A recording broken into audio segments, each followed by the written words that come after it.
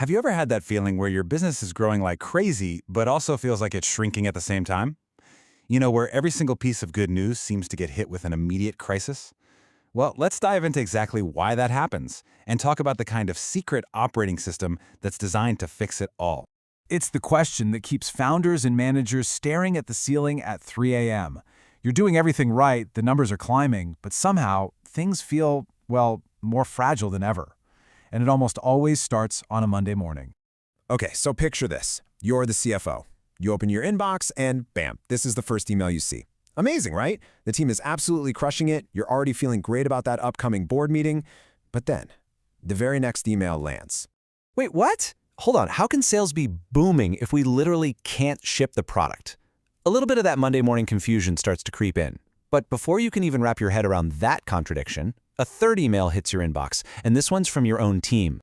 And there it is, the knockout punch. 3 emails, 3 completely different versions of reality.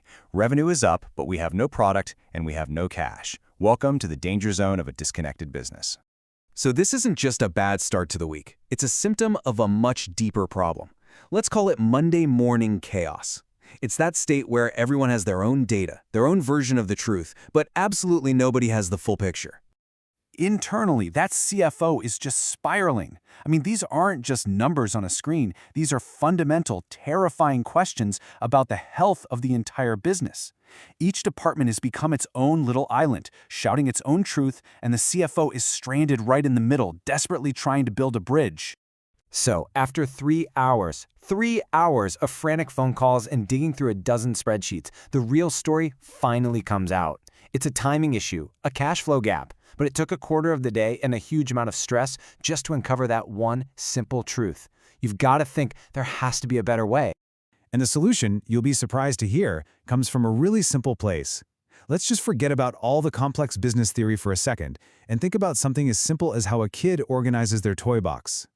This is the basic idea behind something called Enterprise Resource Planning, or ERP. And look, it's not really about software, it's a philosophy. It's just like a kid who knows exactly where their favorite toy is because everything has its own designated spot. And ERP gives every single piece of your business one single home.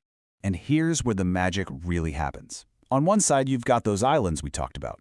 Finance has its numbers, sales has theirs, and they barely talk to each other. But with an ERP, you get a single, synchronized enterprise. Everything lives in one place. So when an order gets placed in sales, finance and operations see it happen, instantly. They're not just connected, they're totally in sync. Okay, so let's hit rewind. What does that chaotic Monday morning look like for our CFO after her company starts thinking this way? Well, it's no longer a loop of confusion. It becomes a loop of clarity. Now get this, it's 9:05 a.m. Instead of 3 conflicting emails, the CFO opens one single dashboard. And all 3 of those truths from before, they're still right there, but now they have context. Yeah, orders are up. Awesome. But you can immediately see the strain that's putting on inventory and what it's doing to the cash position. It's all connected right there on one screen. And just like that, the chaos disappears. It's replaced by immediate insight. In seconds, not hours, the CFO understands the relationship between all the numbers. The problem isn't some big mystery anymore. It's a clear challenge, a cash flow timing issue that has a clear solution. And you know what comes with that kind of clarity? Speed. By 9:30 a.m., not noon, the CFO has already kicked off a concrete plan of attack. The entire conversation shifts from what on earth is happening to, okay, here's exactly what we're going to do about it. That, my friends, is a massive competitive advantage. So what's the big takeaway here? It's this total transformation. You move from a state of just reacting in a panic to being in proactive control. From making risky guesses in the dark to making confident, data-driven decisions out in the light. Okay, so is this all just about going out and buying some expensive piece of software? That is the single biggest misconception. The technology? That's actually the easy part. The real game-changing value comes from changing how you think about your business first. And that really brings us to the most important point of all. An ERP project is not an IT project. It is a business transformation project. You absolutely have to understand your own operations with crystal clarity before you even start thinking about which tool to use. So what's the right approach? Well, instead of buying a tool and then trying to force your business to fit into it, you just flip the whole thing on its head. First, you figure out the real, painful problems your people are facing every single day. Second, you map out how your business actually works. Not how the manual says it's supposed to work, but how it really works, workarounds and all. And only then, once you have that clarity, do you go find a tool that fits your reality. And when you get this right, the results are, well, they're staggering. And listen, we're not talking about small, tiny efficiency gains here.